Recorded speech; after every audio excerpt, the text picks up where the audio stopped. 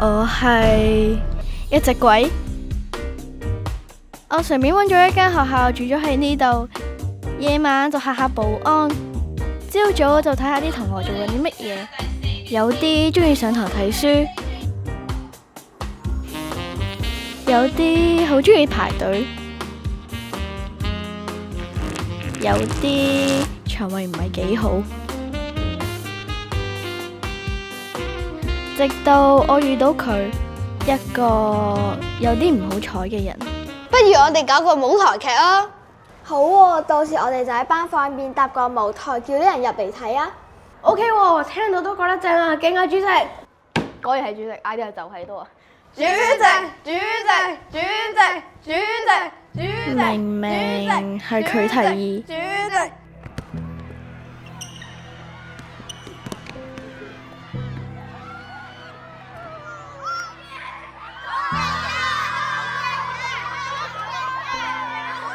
明明係有佢先可以得分。千林，你揾我啊？我好熱啊，你可唔可以同我交個位啊？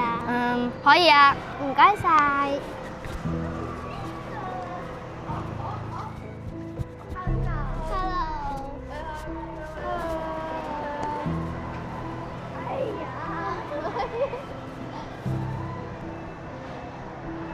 明明佢都好熱，我決定幫一幫佢。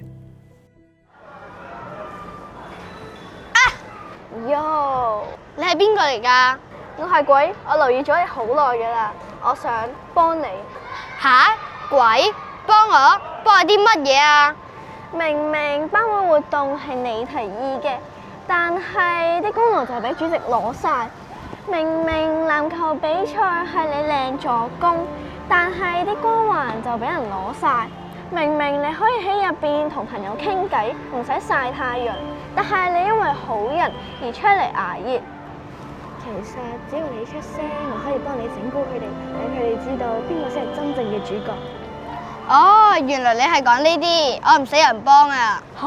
點解啊？其實我唔介意成為配角，樣樣嘢我都好努力去完成。呢個係我對自己嘅要求，大家開心，我自己都開心。你咁樂觀嘅？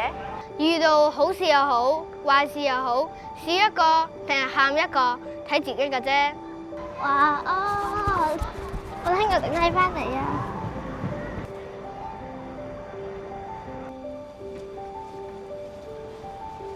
晚安，你嘅 idea 真係好啊！今次我靠晒你啦！